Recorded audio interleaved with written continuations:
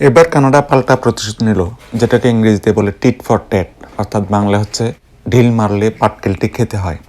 তো কানাডা সেই 25% ট্যারিফই ধার্য করলো আমেরিকান প্রোডাক্টের উপরে। যে 25% ট্যারিফ অলরেডি ধার্য করেছে আমেরিকার প্রেসিডেন্ট ট্রাম্প, সেই 25%ই কানাডা ট্যারিফ বসালো আমেরিকান পণ্যের উপরে।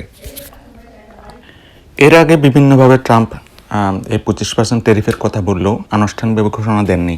তো 1 ফেব্রুয়ারি শনিবার তিনি আনুষ্ঠানিকভাবে সেই ঘোষণা দেন। তার কয়েক ঘন্টা যেতে না যেতেই কানাডার বিদায়ী প্রধানমন্ত্রী জাস্টিন ট্রুডো ট্যারিফের ঘোষণা দেন আমেরিকান পণ্যের উপরে। সেই সাথে তিনি জাতির উদ্দেশ্যে ভাষণও দেন।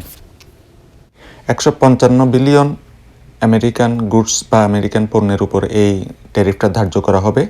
তবে ইমিডিয়েট এখনই যেটা ধার্য করা হবে 25% ট্যারিফ, সেটা হচ্ছে $30 বিলিয়ন পণ্যের উপরে, আমেরিকান পণ্যের উপরে, এবং বাকি 125 বিলিয়ন আমেরিকান পণ্যের উপরে ট্যারিফ ধার্য করা হবে আগামী 21 দিনের ভিতর।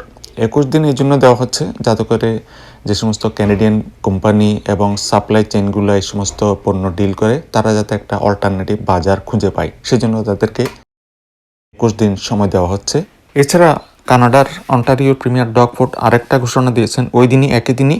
তিনি বলে শনিবার থেকে অন্টারিওর কোনো বিয়ার স্টোর, লিকুয়ার স্টোরে আমেরিকার কোনো বিয়ার, ওয়াইন, স্পিরিট এ ধরনের কোনো পানীয় থাকবে না। তিনি বলেছেন প্রতি বছর আমেরিকা থেকে 1 বিলিয়ন এই সমস্ত ওয়াইন, বিয়ার আমদানি করা হয়। আমেরিকার প্রায় সব ধরনের পণ্যের উপরেই এই ট্যারিফ ধার্য করা হবে।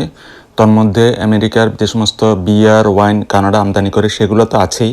এছাড়া বিভিন্ন ধরনের ফ্রুটস, ফলের রস, তন্মধ্যে অরেঞ্জ জুস, বিভিন্ন ধরনের শাকসবজি, পারফিউম, কাপড় চোপড় এবং শুজ, জুতা এ ধরনের পণ্য রয়েছে। তেমনি রয়েছে আমেরিকার বিভিন্ন কনজিউমার প্রোডাক্টস, যেমন ফার্নিচার আছে, স্পোর্টস ইকুইপমেন্ট, বিভিন্ন ধরনের খেলাধুলার সামগ্রী, লাম্বার, বিভিন্ন ধরনের প্লাস্টিক সামগ্রী, এছাড়া বিভিন্ন ধরনের হাউস হোল্ড অ্যাপ্লায়েন্সেস যেমন ফ্রিজ, চুলা সহ বিভিন্ন ধরনের পণ্য সামগ্রীর উপরে এই ট্যারিফ ধার্য করা হবে বলে কানাডার প্রধানমন্ত্রী একটা আইডিয়া দিয়েছে। কানাডা যে শুধুমাত্র 25% ট্যারিফ ধার্য করবে তা না, নন ট্যারিফ কিছু পদক্ষেপও ঘোষণা করেছে কানাডা। যেমন বিভিন্ন ধরনের মিনারেলস এবং এনার্জি প্রকিউরমেন্টের উপরেও বিভিন্ন ধরনের ট্যাক্স ধার্য করতে পারে কানাডা। শনিবার রাতে কানাডার বিদায়ী প্রধানমন্ত্রী জাস্টিন ট্রুডো আবেগময়ী ভাষণে বলেন, "From the beaches of Normandy to the mountains of the Korean Peninsula, from the fields of Flanders to the streets of Kandahar, we have fought and died alongside you." অর্থাৎ আমেরিকার পাশে থেকে Canada এতদিন পর্যন্ত সব কাজ করে এসছে এবং আমেরিকার স্বার্থ রক্ষা